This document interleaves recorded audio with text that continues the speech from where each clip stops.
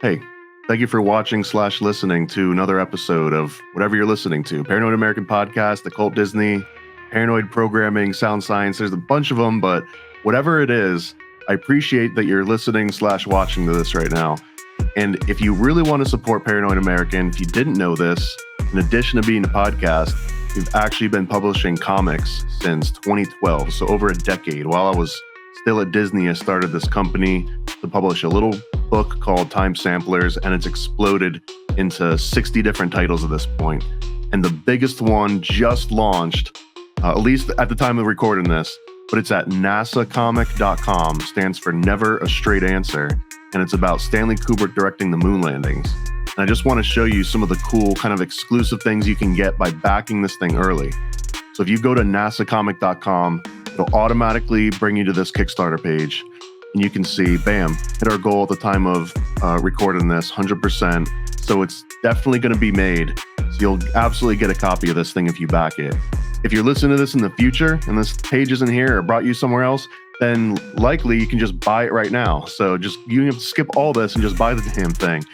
But here's a couple little previews of artwork. Here's different variant covers that are for offered.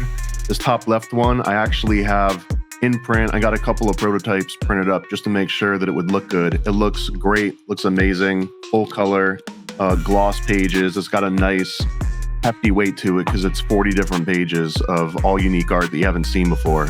There's also going to be a variant cover. There's going to be a hollow foil cover. And then there's a little postcard print that anybody that gets a physical copy of the comic in any form, they're going to end up getting this postcard size print here. Here's some different artwork samples from the 3 different artists that contributed to this book. And then here's the important part, the rewards. So by backing this project, you're going to get to pick some different kind of reward tier. The entry level one is this digital deluxe, which has the entire book in digital form. You'll get a PDF.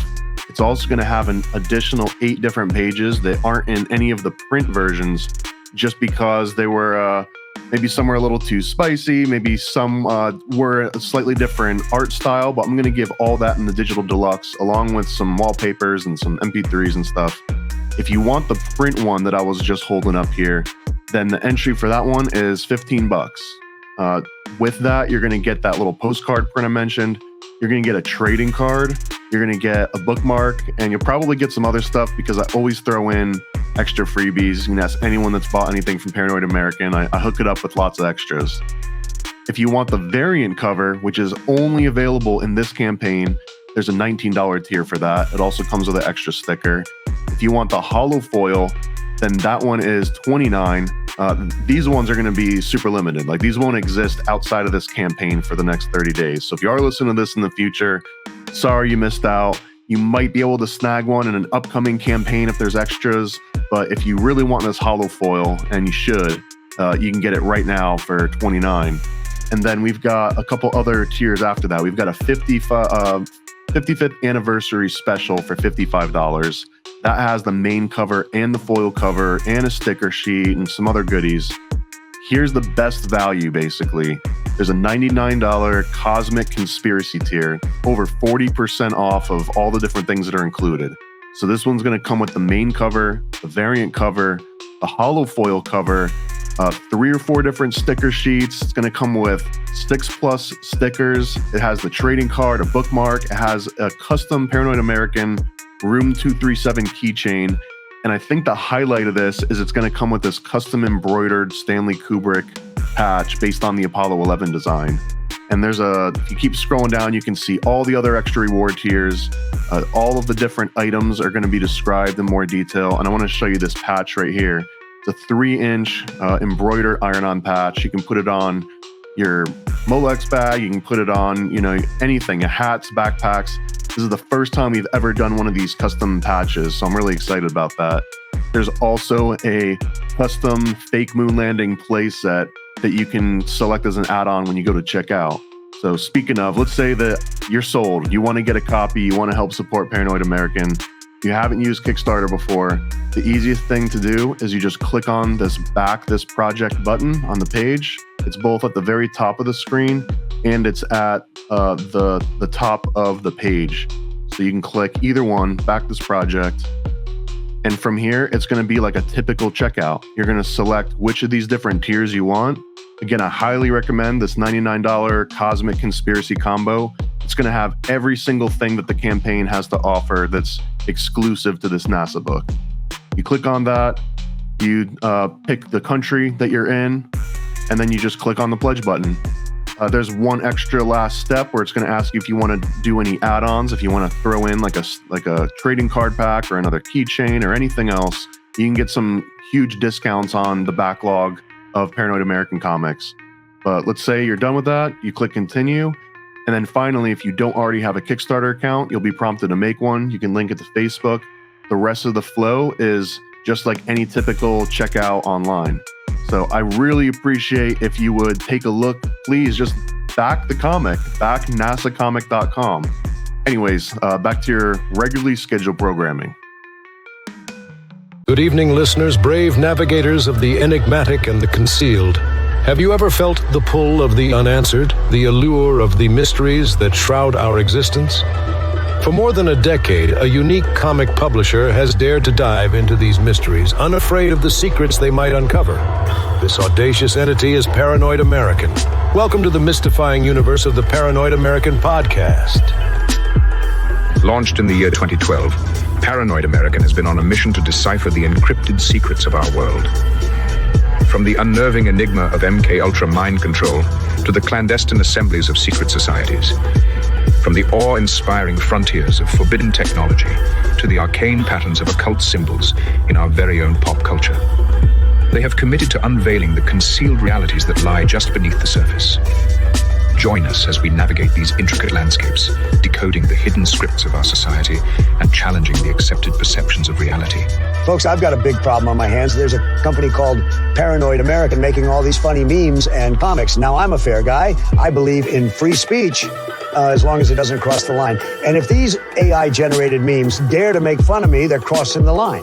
This is your expedition into the realm of the extraordinary, the secret, the shrouded. Come with us as we sift through the world's grand mysteries, question the standardized narratives, and brave the cryptic labyrinth of the concealed truth. So strap yourselves in, broaden your horizons, and steel yourselves for a voyage into the enigmatic heart of the Paranoid American podcast, where each story, every image, every revelation brings us one step closer to the elusive truth.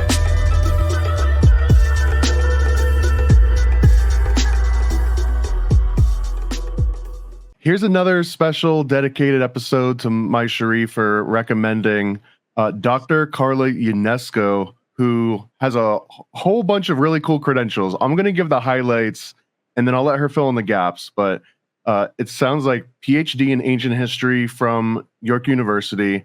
She kind of spearheaded this Artemis Research Center, and she's kind of made Artemis her thing. Like if anyone knows anything about Artemis, it's her. So that's probably what we're going to be talking about for a large portion of this. And she also has the Goddess Project podcast, and she's got videos on YouTube. You can find her all over. I think her name is unique enough that if you were to search for Dr. Carla Ionescu, it wouldn't really be hard to find you, right? So the best place is artemisresearchcenter.com, and I'll have links and everything.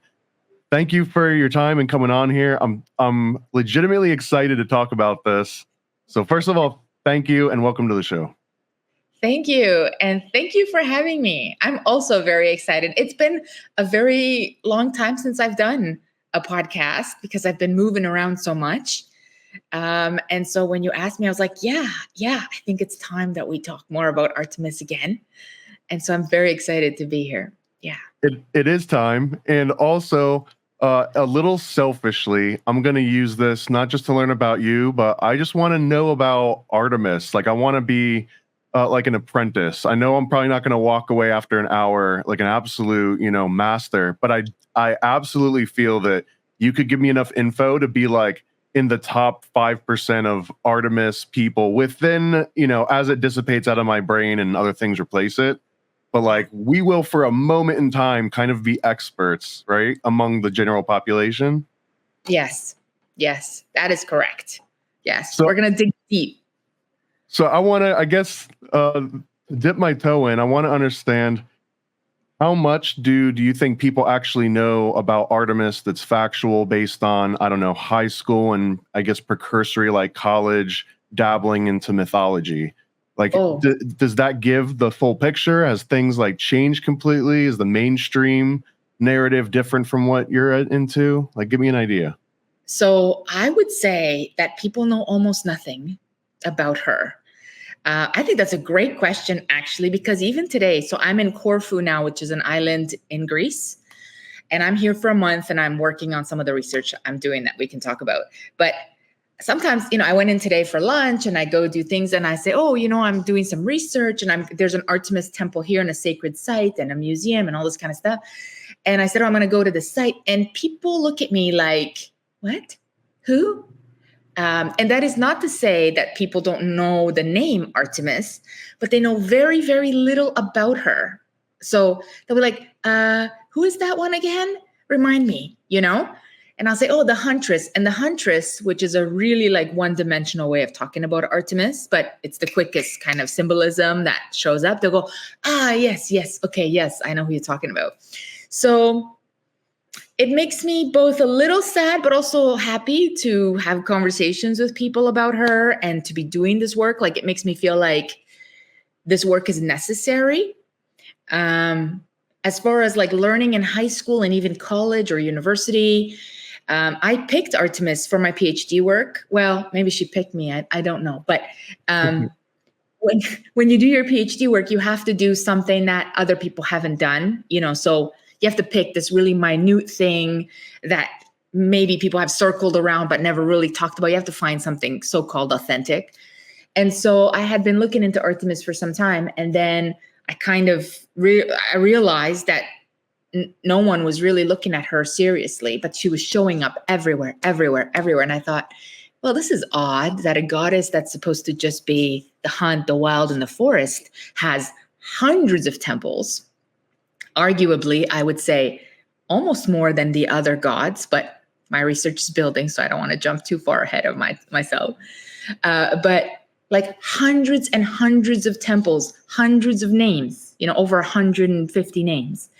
And yet people went, oh, she's a huntress. She's a young maiden in the wood hunting deer, And so I decided to do it for my PhD, and my supervisors were like, okay. And it was both good because of something kind of newish, but hard because you couldn't find enough references or academic studies, or people would say something like, oh, and there's a temple to Artemis here and one here, and then leave it. And it's like, what happened there? What do we know about it? And how come, So that was a little frustrating. And I think that's what inspired some of this research, to go myself to the temples, to dig myself. But I'm using a lot of primary source, which is Pausanias, who's the 2nd century Greek vlogger, early sort of blogger. And I'm using some excavation reports, and some, secondary source, like some academic sources, but it is a bit of a challenge to uncover maybe so much that has been ignored over time and buried under just huntress goddess, the sister of Apollo. And I don't really like Apollo, so that becomes even more complicated. You don't like your goddess defined by her brother? I don't. And history. So some of the data shows us that she was actually around before she was attached to Apollo. Apollo is sort of a later addition. And I'm not a big fan of him, though I kind of tolerate him. And I've gone to a couple of his temples because on the site of his temples, there are temples or sanctuaries to Artemis that are completely ignored, right? So it's like, oh, they're in the documents, but they're not labeled on the site. So my job has been to go to the site of Apollo, look at the temple, hoo-ha, great Apollo, and then go around the archaeological site and based on the data, try and figure out which of the smaller sanctuaries, or sometimes a larger sanctuary, was hers. Yeah. And so, for example, in Caledon, sorry, I know I'm rambling because I'm super excited No, about this. But keep going. This is all new information for me and everyone listening, I think. For example, in Caledon, she has this massive temple, Artemis Lafria, massive temple on top of a mountain, which my friend and I, who joined me on some of this research, like we climbed 2 mountains to find it. Anyways, we get there and it's large. It's a very large site. And in the description that we found, it says, oh, the temple of Artemis and Apollo. And I thought, well, that's weird. There's really no temple of Artemis and Apollo. Anyways, we go up there and it's just her temple. And his temple is down near the bottom of the mountain. And it's this small compared to hers. Okay. So I'm like, oh, okay. So he has a little temple at the bottom of the mountain. So we film everything. Okay, fine. We go to the museum. And in the museum, besides the artifacts that were found, it says the temple of Apollo and Artemis. And so I was like, no, this should be the other way around. This temple to Artemis was massive, massive. And on top of a mountain, it's like a really big deal in the ancient world.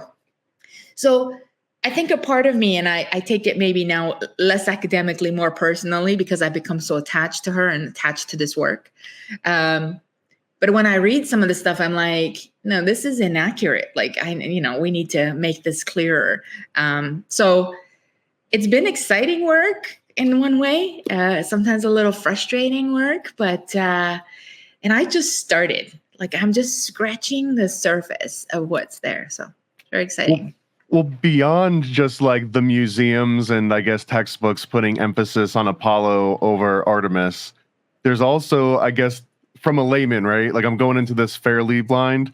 There's also like the whole symbolism, because if you've got the god Apollo of the sun and Artemis, which I think is associated with the moon, like the moon's whole role is to just reflect the light of the sun. So it's kind of, apropos that she is maybe like shadowed a little bit by the sun god, because that's kind of the whole, and I guess the question in there is does she really get associated with the moon because of like Artemis fact, or is she associated with the moon in that it's more convenient to be sort of the companion to Apollo because it fills that role?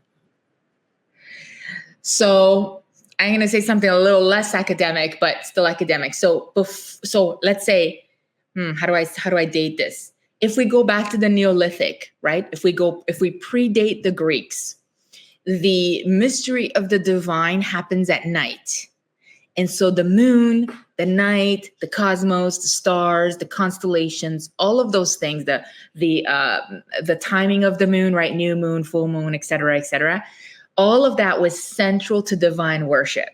So the sun god or sky god worship is a later adaptation, let's say, or inspiration. It comes later.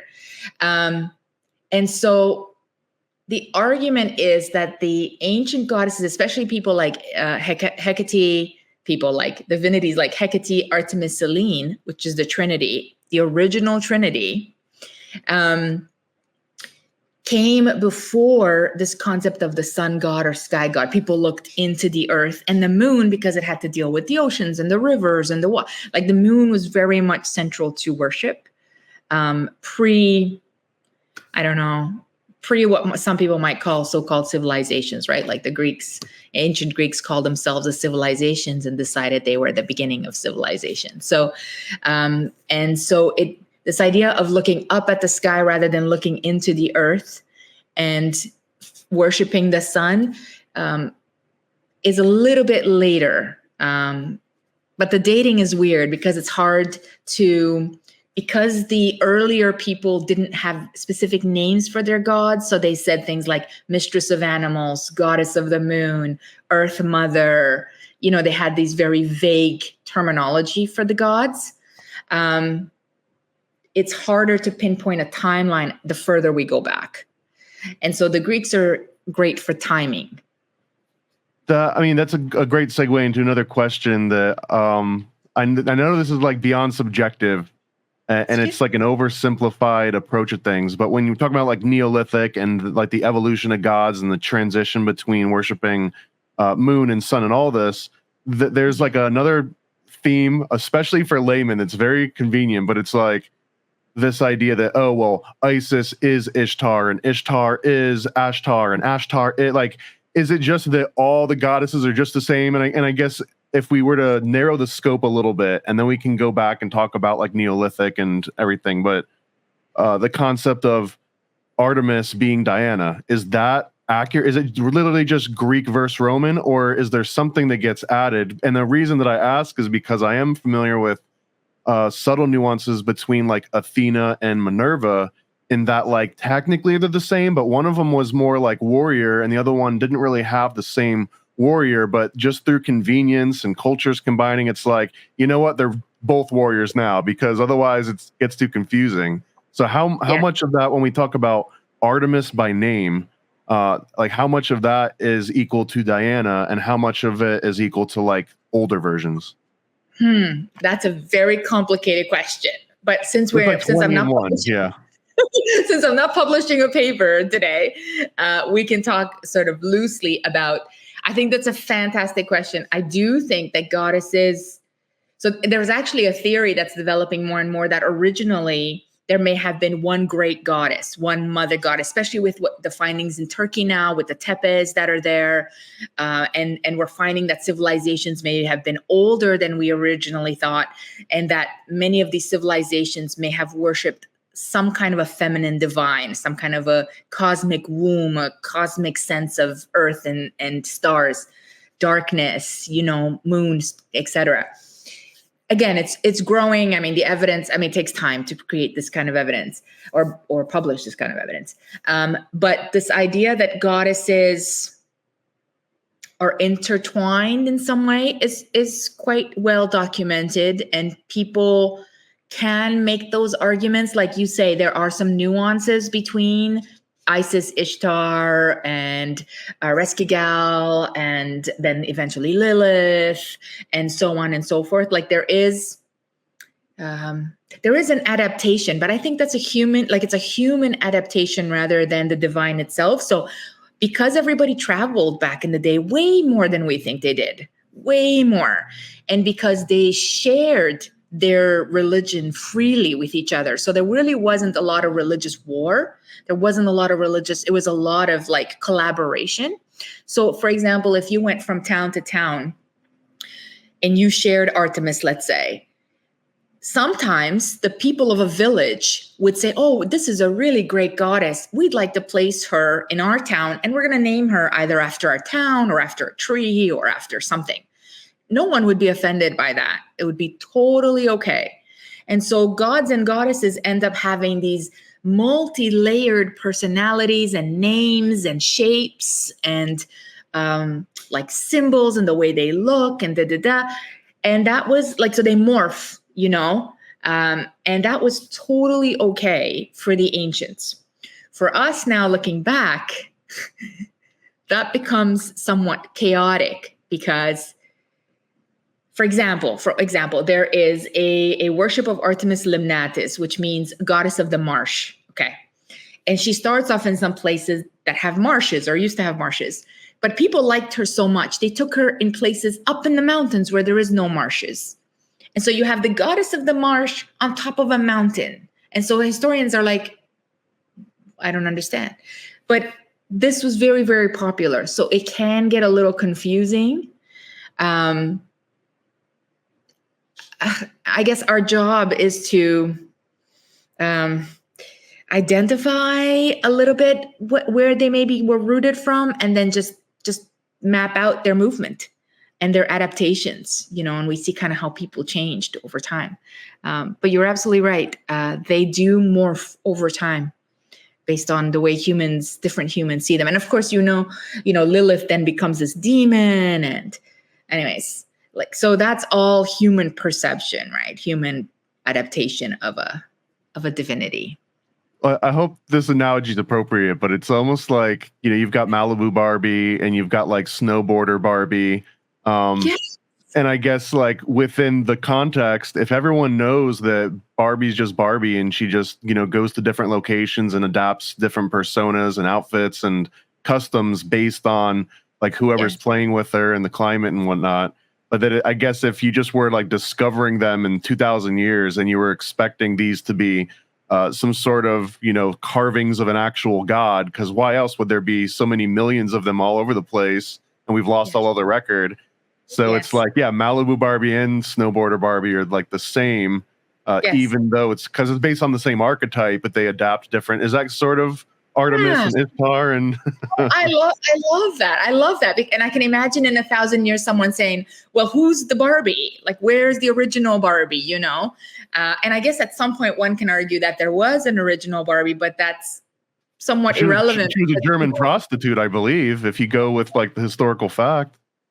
Yeah, like so that I would say that's a great analogy. Actually, I would say that that kind of morphing was encouraged and totally allowed and totally shared.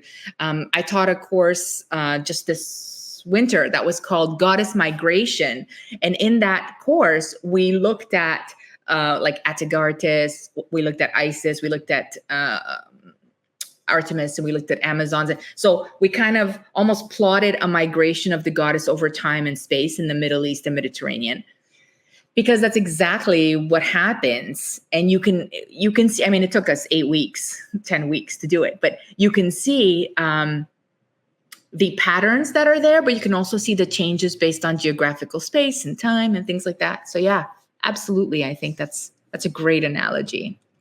For the archetype of the female hunter, how accurate was that? Like, did that get based on like a plethora of all these like really great female hunters, or was it a god created to like inspire the men hunters? Because I mean, again, from the total bumpkin layman's approach to this, my understanding is that outside of Lesbos and the Amazonians, like guys did all the hunting and women did all the gathering and child rearing. And I understand that being like the oversimplified version, but it's curious to have like the huntress goddess, because from me living in the 20th and 21st century, like my only exposure to female huntresses has been like Tomb Raider or like World of Warcraft characters, like fictional deities, and not like, there's no female Bear Grylls that gets the same sort of accolade in a Apollo Artemis kind of way, right? Right. Wow, I like your questions, although they take me. Okay, so let's divide that up a little bit. So if we're talking about the Neolithic, let's start there, since that's probably early enough. If we're talking about the Neolithic, so we found that men and women hunted and gathered together, right? So now more and more studies are showing us that the entire tribe, let's say, hunted together. So that idea that men hunted and women gathered was sort of a 1970s academic way of thinking. And now, unfortunately, because maybe of climate change or rivers are drying up or things are thawing out, we're finding more burial sites. We're finding lots of women buried with armor. Lots of things are showing us that the tribe itself works together. Okay, that makes sense. As we move forward into so-called civilization, let's take the Greeks, for example, we do start seeing that division between masculine, let's say, roles and then more feminine roles. So like, for example, in Athens, women were not even allowed out of their homes after they were married. They'd have to come out sometimes totally covered or inside these boxes that were carried, etc.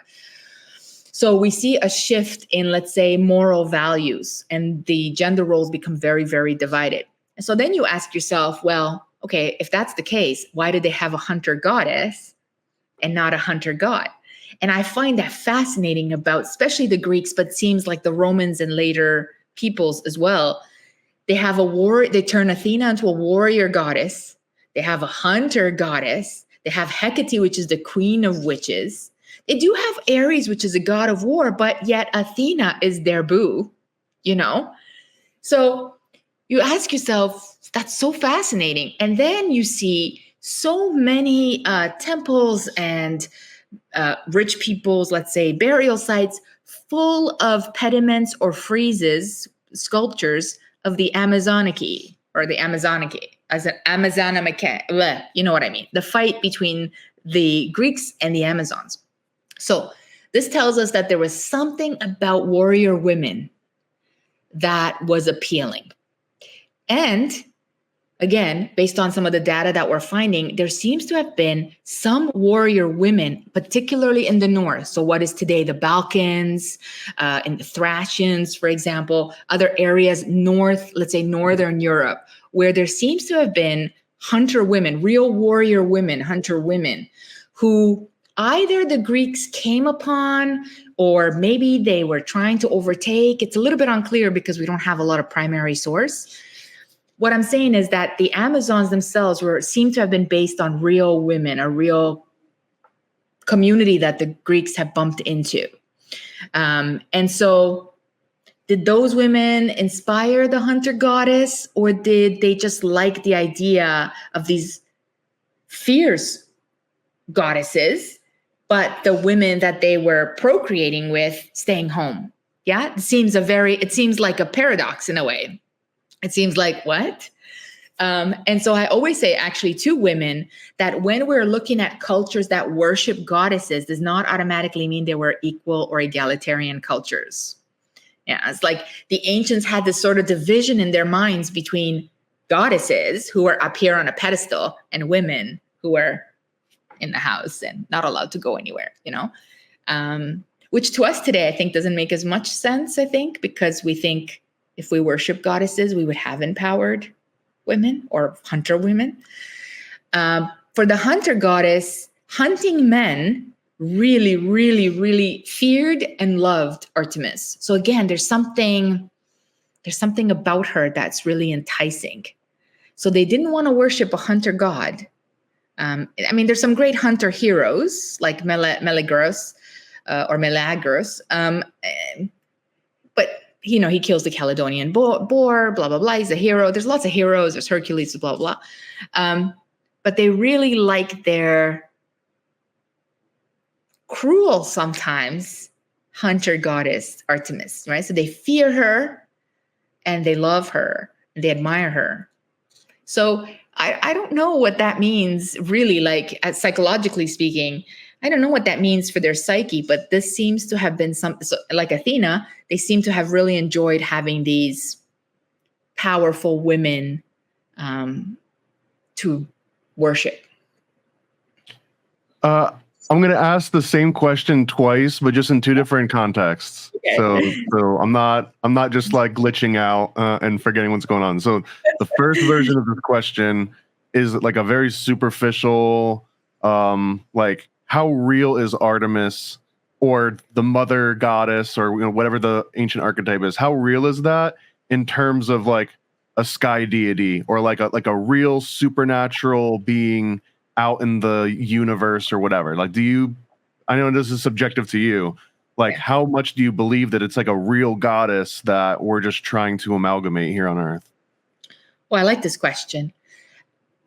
I actually had this question with my taxi driver when I arrived in Corfu, because he said to me, "Oh, the Greeks believed that Zeus was on Mount Olympus, in the sky." And I said, "Well, where do the Greek Orthodox think that God is? Right? He's in the sky." So I would say that Artemis was as real to the ancients as any other modern day religion is to any other modern day religious person. Today, I would say the same applies. So for me, originally she was a historic figure, a figure to study, an ancient mythology to study. As I have gone to more and more of her temples, learned more and more of her worship, have been more and more in the mountains, because I climb a lot to get to these places, sometimes pure rock and stone. I've begun to see her almost like a real energy, so I grew up Christian, and I had God, Jesus, the Virgin Mary, and I prayed to them when I was blah, blah, blah, doing something or I needed something.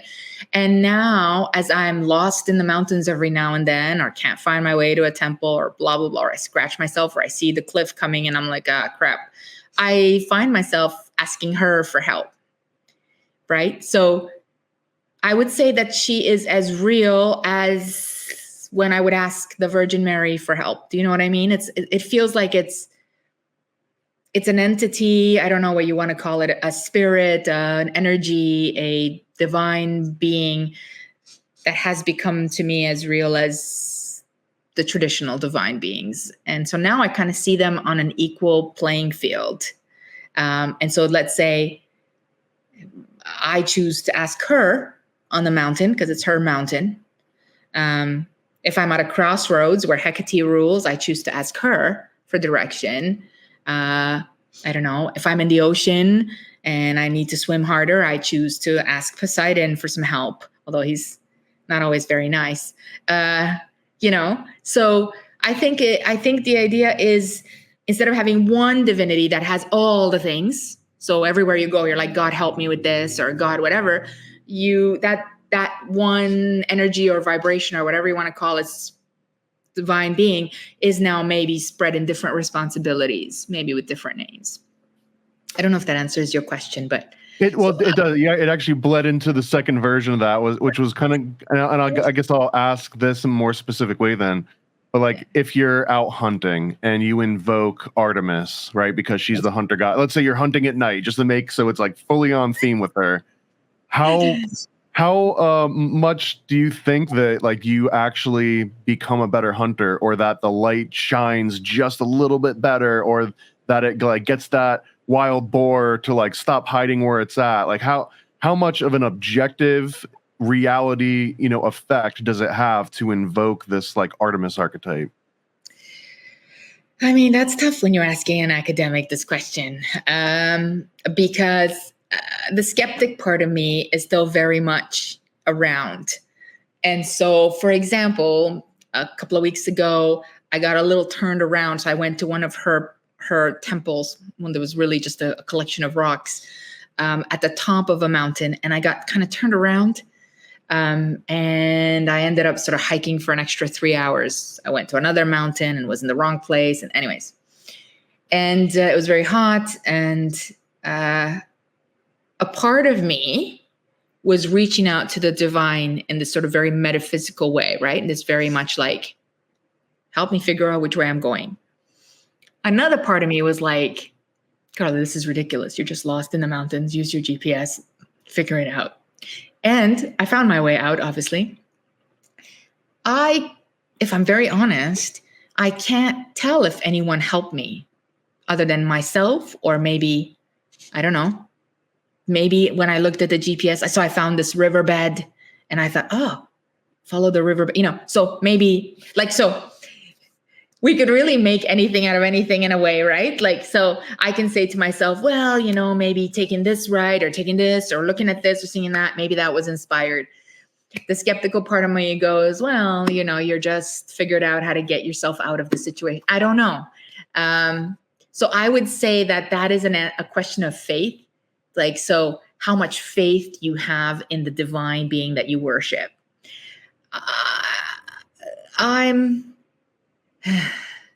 It's a weird question. I'm very bonded to this goddess. But the skeptical part of me, even for any other tradition that I would be in, is always a little bit in the back of my head going, it's a fair answer. You don't have to get off the fence on it. So I don't know that I've committed fully to a faith aspect. I don't know. So I guess with that in mind, in like a self-reflective way, when you say that if you're passing water, maybe you invoke Poseidon, and if you're going through like all these different modes of travel, you invoke the respective deities. Yeah. Is that just for fun? Is it like in like a Pascal's wager kind of way, like it wouldn't hurt in case Poseidon is real, let's go ahead and throw him his dues? Or is it that like you're preparing yourself to maybe get off the fence at some point and just like fully submit that these deities are real? Yeah, I would lean towards the second. That is, I think the divine is real. Whether or not my relationship to the divine is as I imagine it, or whether it's different, or whether or not the names of the divine are different, or the way that we invoke them now may not be accurate because we've lost a lot of the ways they used to invoke them. So I think that there's a lot of gap in some ways, but I do believe that there is something mystical, that there is something more than us, so that's a faith perspective. So I do have faith in I used to say the goddess, but like I said, more and more as I sort of spend time with Artemis, I now start to call more and more her name, and in a more religious faith perspective. Yeah. And there are times, magical times. At a temple of Artemis, classically, what would you do exactly to worship Artemis? Are you like killing rabbits and like singing songs, or what? So at this point, because I travel so much, I have a little statuette. Actually, I don't have her here. I have her in my room. I have a little statuette of Artemis, and I put her on the site, and I kind of film her on the site, but also I do a little meditation where she's sort of reclaiming the site and absorbing the site and sort of representing the site. So it's a little bit of a ritual. And I also pour water as a libation, because they used to pour libations, but obviously you're on an archaeological site in Greece. You don't want to be pouring anything else. But water in a very hot, dry, not marshy country anymore is valued. And so I pour water as sort of like a little, I don't know, like a libation, a little prayer to the goddess. So those are the two things that I can do very easily on any site. On one of the sites that I went to, I didn't bring anything with me.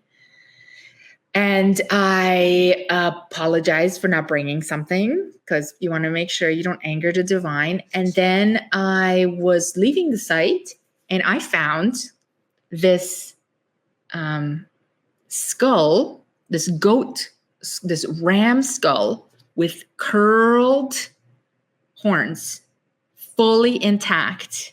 Okay. It was stunningly beautiful. I mean, there's people that collect those things and paint them and do all kinds of stuff.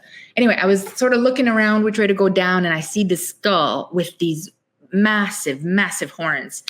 And I knew that I had to get the skull, put it up on the temple, and offer it, to the goddess. Like there's sort of an intuition that was like, oh no, you can't leave this. This is a rare find in the woods. And so I did. And so again, this is just, I guess, a way of paying respect, in a sense, because I would say personally that the goddess liked it, but how do you confirm that? Totally subjective. But I would not have left it in the woods without taking it to the temple site. So there's this kind of thing, I don't know how to explain it. This kind of thing, you didn't just stumble. This is not something you stumble on broken bones and skulls of goats in the mountains, But this was a rare site, so I put it right up at the top. And actually, I took some pictures of it, and I would really, and so I'm creating a map of her temples, and I'm going to see if anyone else climbs up there, and if it's still up there, in a year or two or whatever. Yeah. But I mean, so these are sort of mystical things that happen. Lots of mystical things happen on a mountain when you're climbing by yourself. And so there are moments where I believe that there's guidance.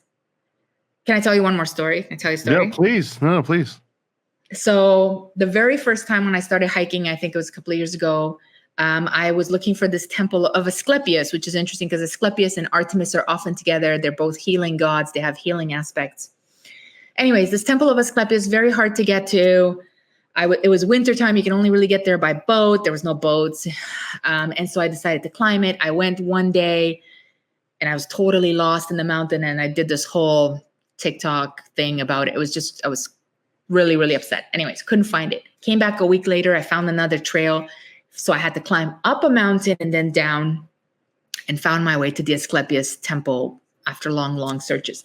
I brought offerings with me. Yeah, because see, most of the time I remember the offerings. You want to bring a little bit of, so gods love honey, anything, cheese, anything. You have to be careful with wine. They don't always like wine. Some gods don't like wine at all.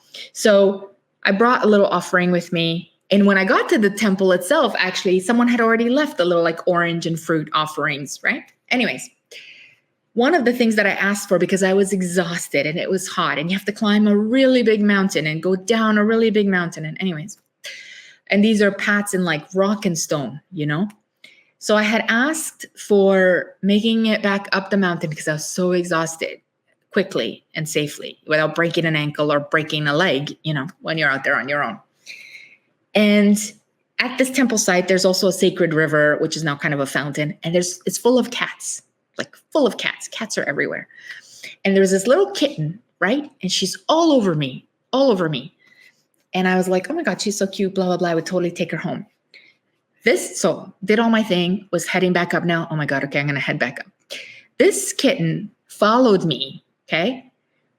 Followed me up the mountain. And I was like, at first I was like, oh, this is so cute. She's following me up the mountain. And I'm filming her following me up the mountain. And then I have to literally climb up the mountain. And then she's jumping around, making it look easy, blah, blah, blah. Mm-hmm. She follows me to a point where I'm like, okay, now we're far from where you were. I'm worried you're going to get lost, which is silly because cats don't get lost. But anyway, I'm worried that you're going to get lost. Blah. This kitten follows me up the mountain, okay? I'm distracted by her more than anything. We get to the top of the mountain, and I turn around to be like, okay, we're at the top of the mountain. You need to go. And she's gone. Somewhere she left me. And I turn around and I'm like, I'm at the top of the mountain. I was so distracted by this cat that I made it up there. I don't know how fast. I was not exhausted. I was totally fine. And I had never seen anything like that, where one cat just comes with you for no reason. And so I thought that was mystical in some way, because it was like I flew up there. That's how fast I went up there. That's how distracted I was, you know? And so when I look back on that, I don't even remember the climb. I just remember the cat, you know?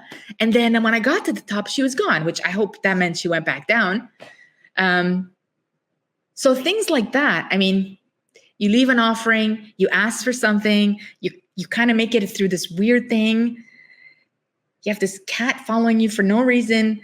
And then you get to the top really quickly and you're not tired and you're safe. And so, things like that are things that you decide from a faith perspective, from a subjective perspective, if this is, let's say, a true blessing or answering of prayers, or if this is just all coincidence, right? And of course, your skeptical brain can say, well, it's just coincidence. A cat maybe liked you. You can do all that in your head. But I've learned in my later years to also just let it be what it could be, to be like, well, perhaps it is an answered prayer, let's say, in a way. There's that, like, I don't know if this is the adage exactly, but it's like you have to know the rules before you can break them in a way. So maybe there's like an aspect of that where it's like, as long as you've got the skeptical and rational mind that's like, there's no way that this cat is related, and because, like, here's all the rational reasons. But at the end of that, the way that I feel, I guess, it's like, as long as I know about all that rational stuff, I can say, but I still am going to choose to believe this other thing just for my own fancy. Like, it doesn't even have to have a rationale behind it. Exactly. And I think that's the best way to look at anything, really, to be honest. I think sometimes we can get a little absorbed into spirituality, and especially into this kind of spirituality that is coming back and is kind of new in many ways. And so there's a lot of people trying to figure it out at this point. It's very, very early. But for me, I do that kind of thing in my mind where I'm like, well, yes, it could be all of these, let's say, rational things, logical things. But also that was a really great coincidence. That was really wonderful. And then you're just kind of grateful that you made it and that you're okay. And it doesn't hurt to bring a little cheese snack for a god when you go visit their temple. Or in case you get hungry and you need the cheese snack. Well, you do eat half of it, you share it. I mean, the one thing about the ancients, they like that you share the food with them. So you do eat some of it. And you were saying about, like, don't offend the goddess by not bringing anything, or if you do, like, apologize. And all I can think of is, I mean, you kind of are self-professed like one of the rare people that cares about Artemis at all in 2024, right? Like, you're leading the charge in a way. But could Artemis be any madder than she is right now if it came to, like, being neglected? It seems like if she was a stock, right, she'd kind of be at an all-time low in a way. So I'm of two minds about that, because when I published the book, I felt like I was in a bit of a vacuum. I was very much in academia, and no one in academia was really paying attention to her very much. Not no one, but very few people compared to other classicists and ancient historians. And once I published the book and I really went sort of public with it, where I didn't care about academic accolades, people came out of the woodwork, and they continue to come out of the woodwork saying, oh my God, I love Artemis. And I've always been fascinated by her and da-da-da-da. And so I truly believe that this is her time, like that she is a goddess that fits this time. That there is something about her that fulfills a gap for everyone. So for many women, for example, that her wildness, her little bit of cruelty, anger, her independence, that really fits their needs. And then there are men and other women and other people who feel like there's something very foresty about her, very mountainous about her, very away from governmental authority, let's say, about her. You know what I mean? Because she's a goddess that basically told her dad to shove it and doesn't really care about anyone's rules. And she's very much an anarchist in this way. And so I think that there's a part of her that fulfills that. Then there is her whole mothering aspect in some ways. You know, she's very nurturing. She can be very caring. She takes care of children. She protects the young, right? And so I think for some people, they really need that in their lives. And so, and then she's also savior. So one of her names is Sotera, which means the savior. And so she's literally the savior she's the salvation of whatever it is that you need salvation from or salvation into. And so I think that out of all, and that's, again, I'm biased, but out of all of the pantheon, she is a goddess that fits modern times because people could really see, and again, I've across all, I don't know, all genders, all identities, all cultures, like many people that I've talked to come out of all these spaces and they go, oh, I really connect with her in this way. And I'm like, well, yeah, that makes sense. Or some characteristics about her, you know, that they really connect to. I mean, my own weird bias on this is showing, but like as you're describing that, I 100% agree. Like the time, I guess, even neglected or not, has never been more rife for her to make kind of like a comeback. But as you're describing it, sounds like a red-pilled conservative, like trad wife in a way. Like she's hunting and mudding, and she wants to raise her kids right. Like this sounds kind of like a heartland American, conservative icon. If you were to personify it as like an American archetype, it kind of fits in that. I would say yes, except for the wife part. So she is not a great fan of being married or associated with a man. So although many men love her, so of course many men worshipped her, they built temples to her, all of these things, but she never wants to get married. She never has her own children. She has no children, although she's the goddess that protects children. So again, this is what I mean. She's an entity that is a bit of a paradox, a bit of a mystery, and yet very, very fierce and independent. And so I think in her, people could really see themselves, even the hunting part. Like people say to me, how can she be a protector of young or the wilderness and be a hunter? And I'm like, well, just because you hunt doesn't mean that you're not a protector of the wilderness. You can do two things at the same time. Or she's a very bloodthirsty goddess in the very ancient world, almost in the early time when the Greeks were still in tribes. They used to do human sacrifices and, of course, all the blood sacrifice. The Spartans would do this really somewhat disturbing blood sacrifice to her, where they'd whip themselves into a frenzy for her and bleed on the statue. But that aspect of her is also a real aspect. So what I really like about her is that she doesn't fit into a box. She's sort of like, in this area, I am cruel and maybe a little bloodthirsty. In this area, I'm very gentle and warm. In this area, I save people and I take care of them, So I really like that about her. No other goddess in the Greek pantheon, in other pantheons, there's a couple, but no other goddess in the Greek pantheon does that. None. Not one. Yeah, as you're saying that too, about her being like gentle and also harsh, and also not having any children of her own, does that kind of imply she embodies both like the crone and the perpetual maiden too? Absolutely. Absolutely. Absolutely. And she has an entourage of friends and nymphs and other women that she's very severe with. So she's very protective, but also very jealous, and she doesn't want them around any men. So she is a very particular divinity in that way. So if you make a commitment to Artemis, where you devote yourself to her, that is a serious goddess that you're committing to. And so in some ways, she's going to seriously protect you, but you've got to really seriously devote yourself. And she punishes people, like Acheon, who snuck up on her and saw her naked. She turned into a deer and his own dogs tore him to pieces. So she can be quite vengeful and she can really pass judgment without asking anyone, oh, what do you think? Is this wrong? She's just like, nope, sorry, you crossed me. She sometimes turns her own devotees, like Callisto, for example, into a constellation or punishes them in some way for not obeying the rules. So she's a complicated divinity. And so this is what continually fascinates me, because it's like the more I learn about her, the more of a mystery she is to me, right? And so that keeps me going to see what else I can uncover.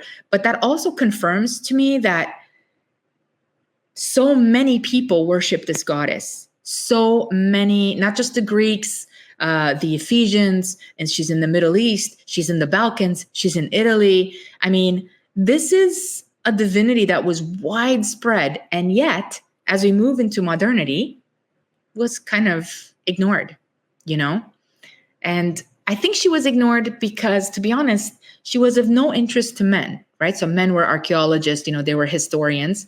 They liked Athena because she's a warrior goddess. They like Aphrodite because she's a sex goddess. They sometimes talk about Hera because she's a wife goddess.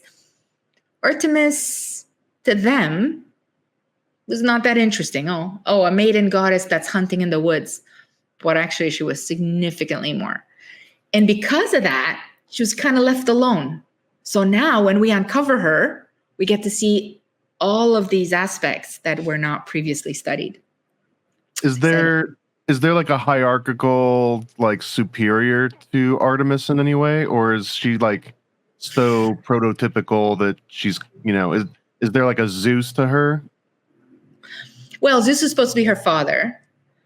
So there's a story that when she's very young, she sits on her father's lap and says, I want this many cities and I want this much of an entourage and I want to be left alone in the woods. And she gives him a list of 15 things. And he says, okay, you can have them all.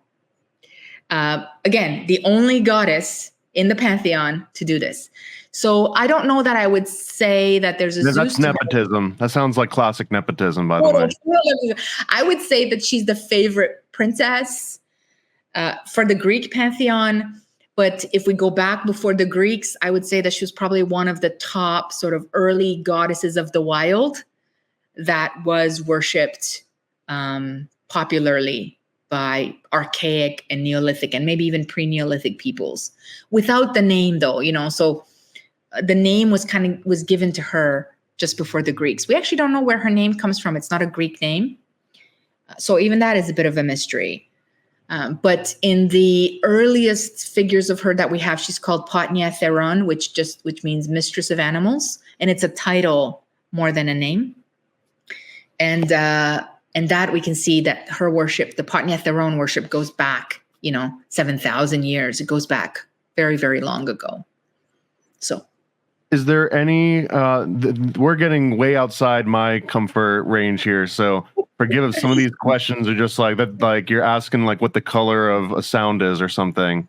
But is there an equivalent to Artemis or a separate way of worshiping her in like Minoan culture? Like versus Greek culture? Oh, well, we might have to do a whole episode on Minoan culture.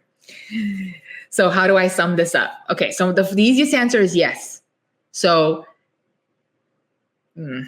okay, moving on. No, I'm just kidding. Go ahead. The Cretans, I would say the ancient Cretans worshipped a goddess that was Britomartis Dictina. Eileithyia had three names. There's three sort of. And it was a childbirth goddess and a goddess of the nets. It's a little bit complicated, but eventually they called her Artemis. So I would say that, yes, they had a predecessor of Artemis.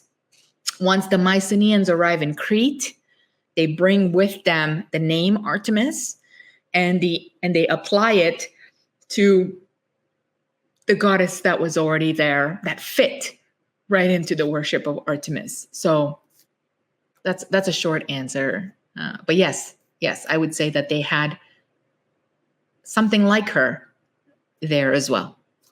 Yeah. Okay. Yeah. They just put a different name on their Barbie in a way. They did exactly. Did because you mentioned growing up and praying to Virgin Mary and baby Jesus and all of that, like the whole Trinity thing you kind of implied. Has Artemis replaced baby Jesus? Like, does baby Jesus have a seat in your pantheon in your head anymore? No. So I grew up mostly Catholic, and I was baptized Greek Orthodox, but I grew up mostly Catholic, and I was very devoted to the Virgin Mary, very devoted. And then I went to university, and I actually took religious studies courses to try and expand on that devotion. And it really, the data, the history of it just cracked open my Christian faith. Well, in what way? Like, what kind of things were you coming across that you couldn't integrate into what you had understood? I don't know how to say this gently. Historically speaking, it is very clear that Christianity is a political move. Historically speaking, let's say, is a political. I don't want to offend my Christian mother, but yes, let's just say my Catholic mother is probably going to see this too. So you be careful with whatever you're about to drop on us here. I just told my mother, my father's not very religious at all. In fact, I say he's not religious at all, but my mother's very, very religious. And I just told her this last Christmas that I no longer consider myself a Christian and that I will have Christmas dinner, but I'm not. She kind of saw it coming, but that was a tough conversation. So I try to be very gentle because I don't want to discredit someone's faith. But for me, because faith is different than like history and politics. You know what I mean? Like faith is about the heart and what you believe in. History and politics is complicated. Anyways, the history makes it very clear that there's a political move here. So I had to move away from it. My skeptical mind, my spiritual mind was like, no, this makes no sense. But then I had to figure out, okay, but I still believe in the divine. There's still something. I know there's something, you know what I mean? So anyways, over many, many years, I came to Artemis. I came to the goddess, actually. The Artemis was still very much an academic part. But I started referring to God as goddess. It just felt more comfortable. And recently, I was thinking to myself, I wish I came to the goddess earlier. I wish I came to that sacred feminine for me earlier. And then I realized that actually the Virgin Mary played that very key role for me when I was a kid. And in fact, for my PhD thesis, I did the connection of Artemis of Ephesus and the Virgin Mary in Ephesus, and how actually the Virgin Mary embodies all of the worship of Artemis of Ephesus, pretty much. It's pretty much just a transformation. I call it a fusion, but it's a transformation from one to another. And so I had this moment where I was like, so it's possible that I've been worshiping Artemis all along, or the sacred feminine all along, which feels more natural to me. It feels like the right path. But she was enveloped in the Virgin Mary. And so I still love the Virgin Mary very much. I mean, I like to see her places, I actually just a couple of weeks ago went to a church, to Panagia, which is the way that the Greeks call the Holy Mother or the Holy Woman. This church, and it's not unusual, it happens a lot, but this church, you could see it visually, was built on top of an Artemis temple. And the four corners of this church used, of course, Artemis temple rocks. And I was very emotional about it. So this church was the Virgin Mary, built on top of Artemis's temple, built with these large 4 stones from her temple. And I was quite emotional about that. In some ways, in a bad way, like in a disappointed way. In some ways, it felt like a a very visual conquest. But you know? But you were saying earlier about how Artemis would get told as a story in a village, right? And then the villagers would be like, "Oh, we like that. We're going to take that, but we're going to do our own thing with her." And that it was seen as like no one had a problem with it. So is this the same thing, but you have a problem with it? Or is there something different about the way this happens? I think what's different about the way this happens is that historically, the temples of the ancient gods were completely destroyed, desecrated, violently disrespected. There's stories in which the stones were cleansed by Christ, weird stuff like that. And then the stones are used in the church as a clear way of saying, we have conquered your religion. There's something violent here, where in the story about the village and people adapting Artemis, there was something embracing there. We really love this goddess. We're gonna build her a temple in our village. And it's like, yes.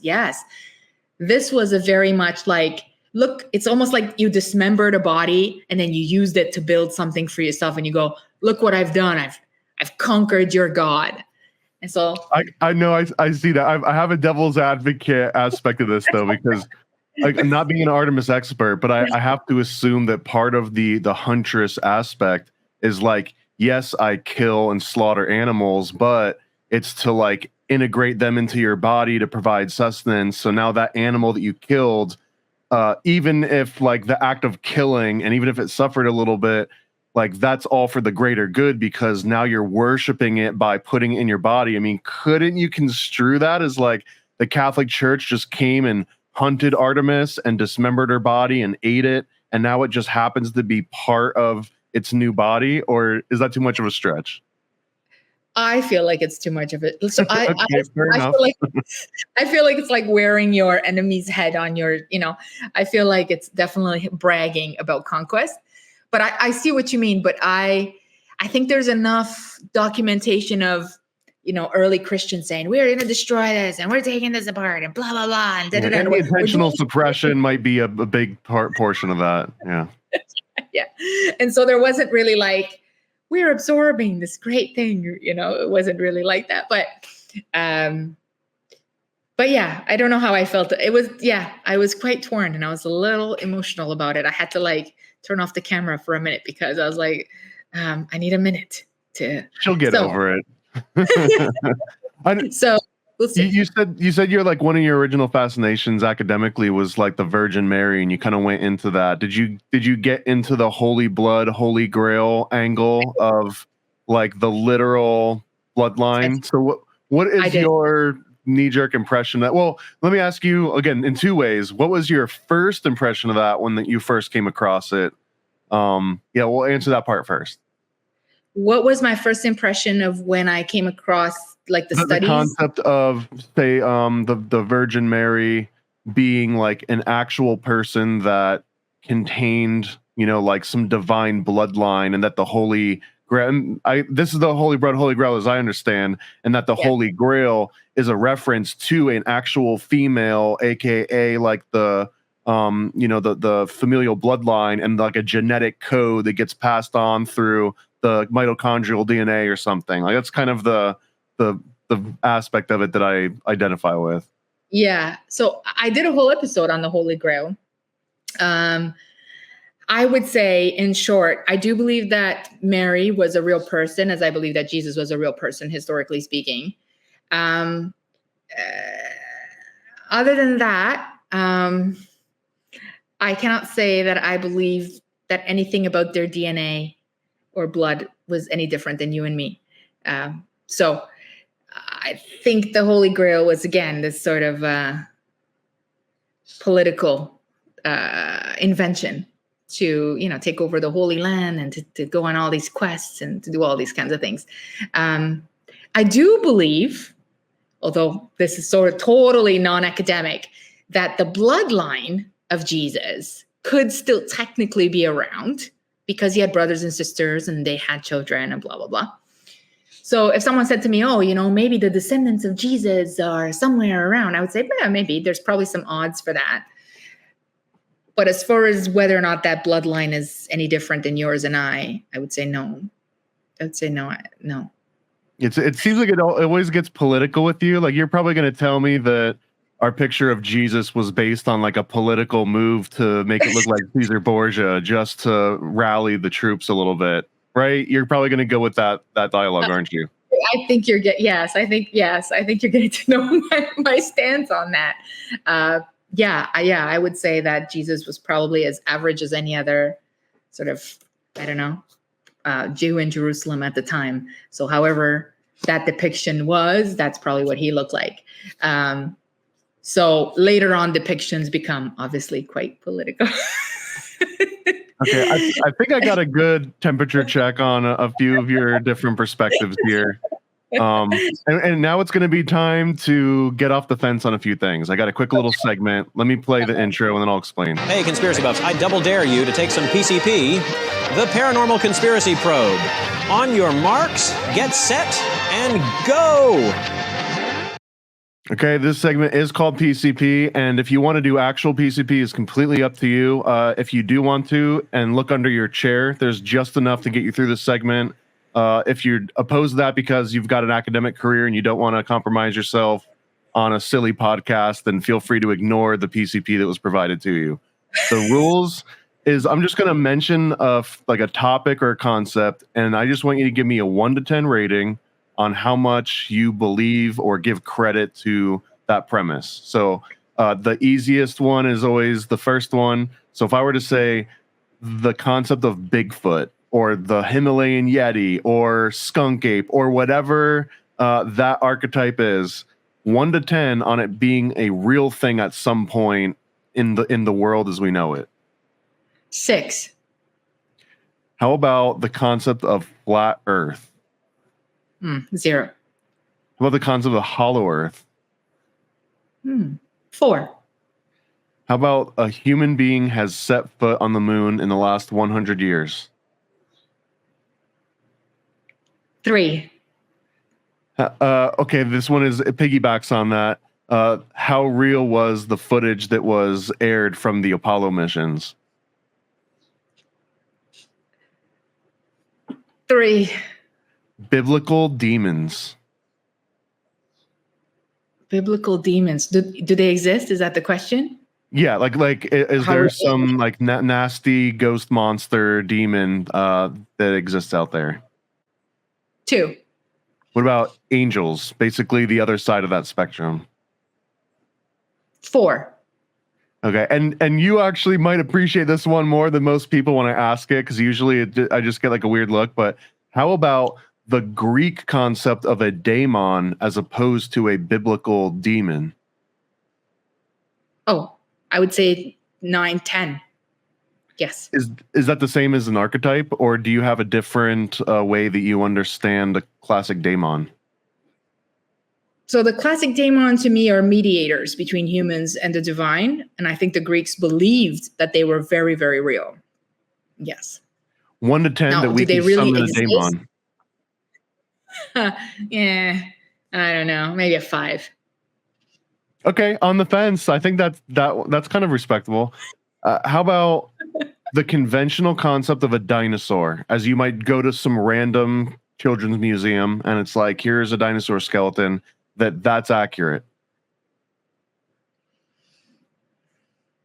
Yeah, 5. Fire-breathing flying dragons having existed at any point in our history.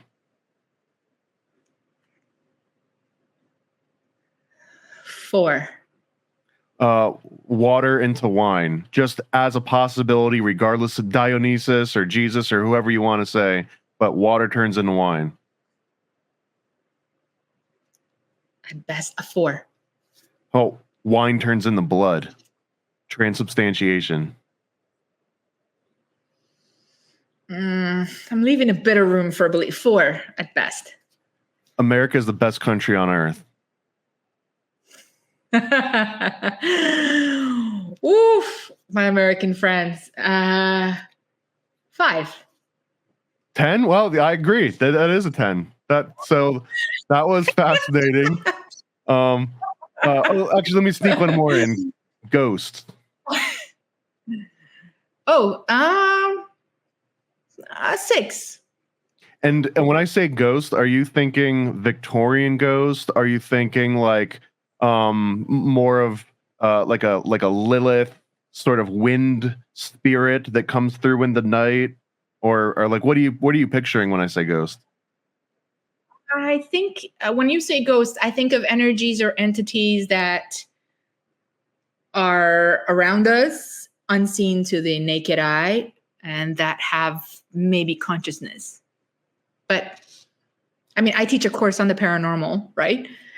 So I talk about this a lot. I haven't seen one or ever felt one, but I don't want to deny the fact that some people have. And so 5, 6, I think, is probably the best, the fairest. Can you give a synopsis on your paranormal course? Like if there were like a syllabus, or you were pitching it in like a brochure, like what would it be?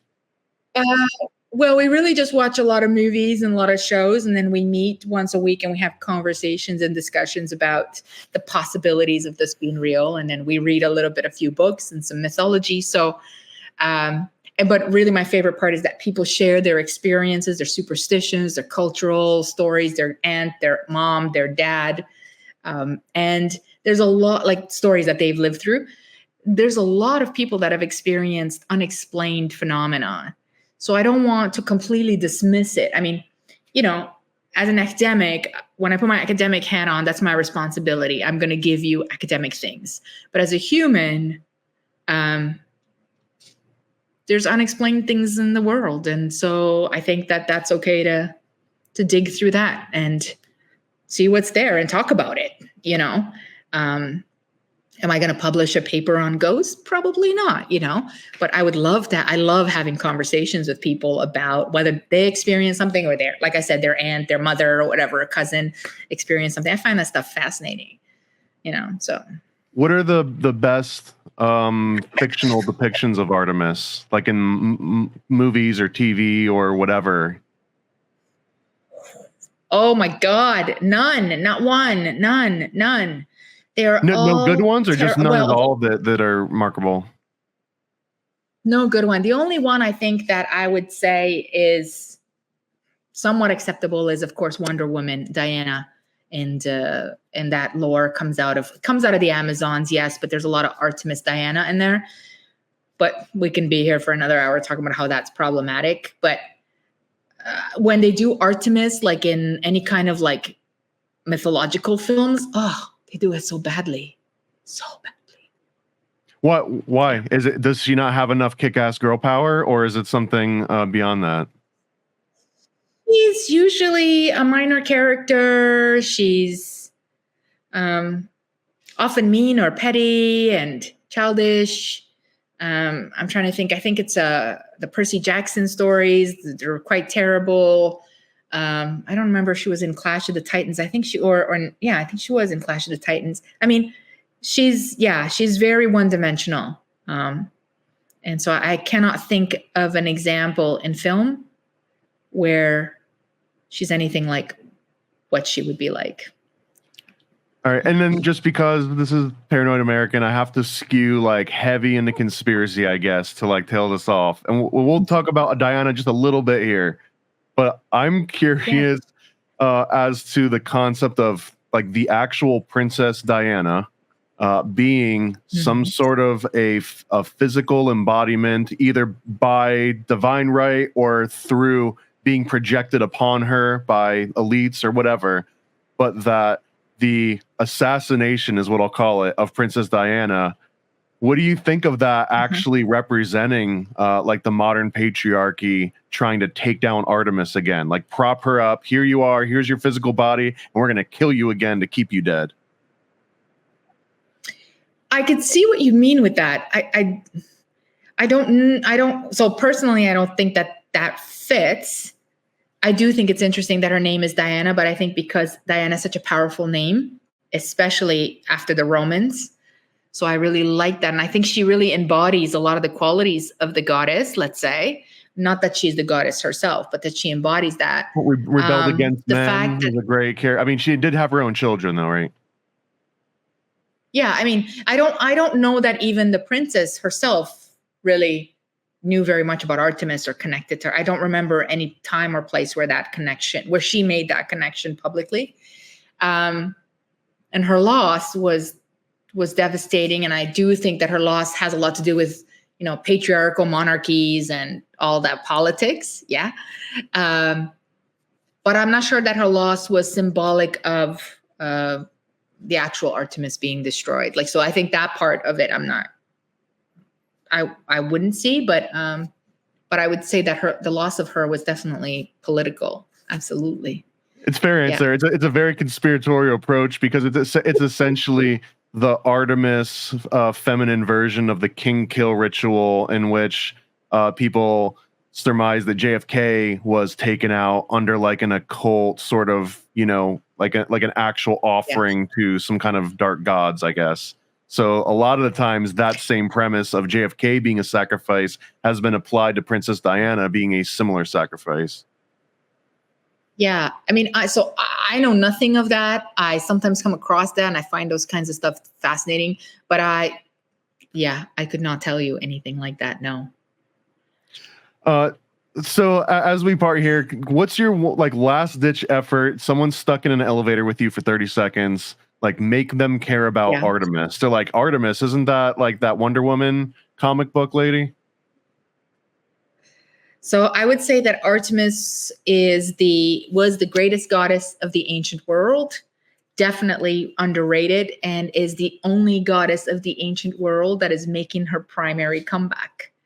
And the others may follow, as they always do, but she is the one that is leading the comeback of the ancient gods.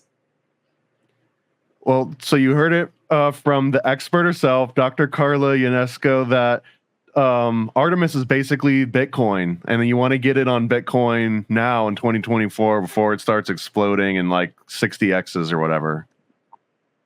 That is correct. That is a good way of saying it. Yes. Okay. Well, yes. Thanks again for your time and coming on. Let me ask a bunch of just random weird questions, and we got into king kill rituals and stuff and everything in between. Give people a chance one more time to where they can find you and what projects and what books they should buy and everything. Yeah, so you can find me anywhere at Artemis Expert on social media, The Goddess Project on YouTube. I wrote a book on the Greek Artemis, which is the first book. I'm working on a second one now. It's called She Who Hunts. And you can get it anywhere where you get your books. And if you want to join my research and my mapping of all these temples, you can go to artemisresearch.com. There's a map already up there with a couple of temples, and I'll be posting all the others as I find and research them. So, yeah, looking forward to seeing everyone. Awesome. Thanks again for coming on. And if you guys want to see more cool, interesting interviews outside of what you normally expect, please join the Patreon. It's the main inspiration that gets me out of bed. And if I don't get a new Patreon member, then I stay in bed all day. And that's going to be the new thing. So I only get out of bed after I get a new Patreon subscriber. Thank you. Ready for a cosmic conspiracy about Stanley Kubrick, moon landings, and the CIA? Go visit nasacomic.com. nasacomic.com, CIA's biggest con. Stanley Kubrick put us on, that's why we're singing this song. I'm nasacomic.com. Go visit nasacomic.com. Go visit nasacomic.com.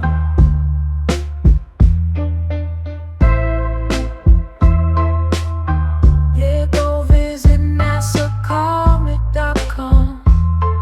Oh, nasacomic.com.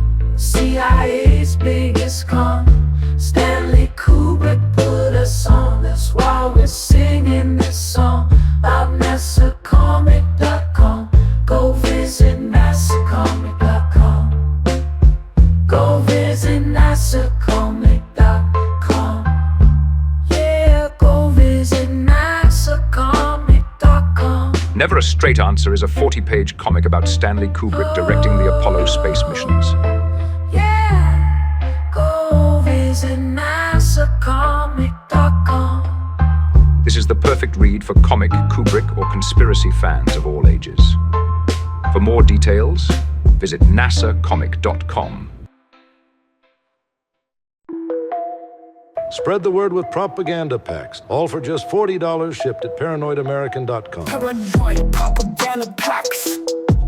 We got facts on these sticker slaps. So grab yourself a stack and go attack with these paranoid propaganda packs. These huge all-weather slaps will last in public for years to come. Remind citizens that birds are not real. Self-immolation is an option, and might make you magnetic. Do your part and get a propaganda pack today from paranoidamerican.com. Yeah, paranoid propaganda packs. We got facts on these sticker slaps. So grab yourself a stack and go attack with these paranoid propaganda packs. What are you waiting for? Go to paranoidamerican.com right now and get a paranoid propaganda pack.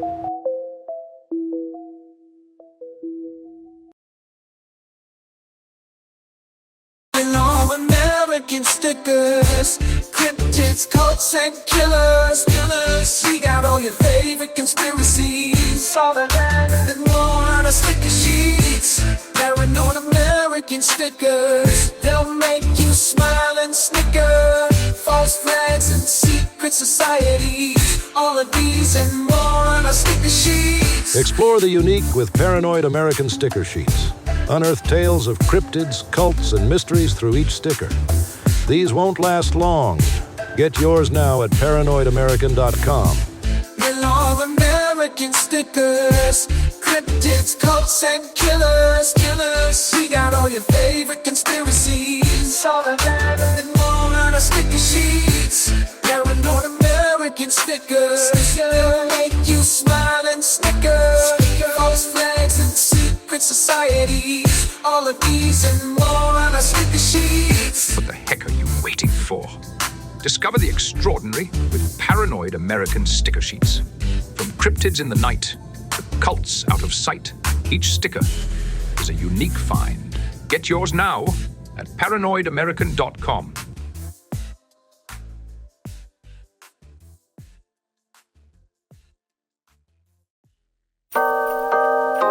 Paranoid.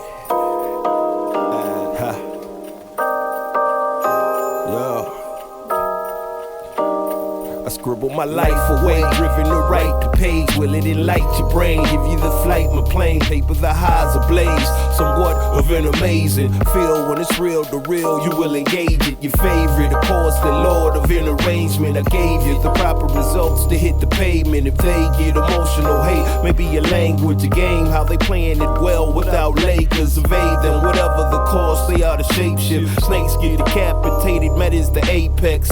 Execution of flame you out, nuclear bomb distributed at war, rather gruesome for eyes to see.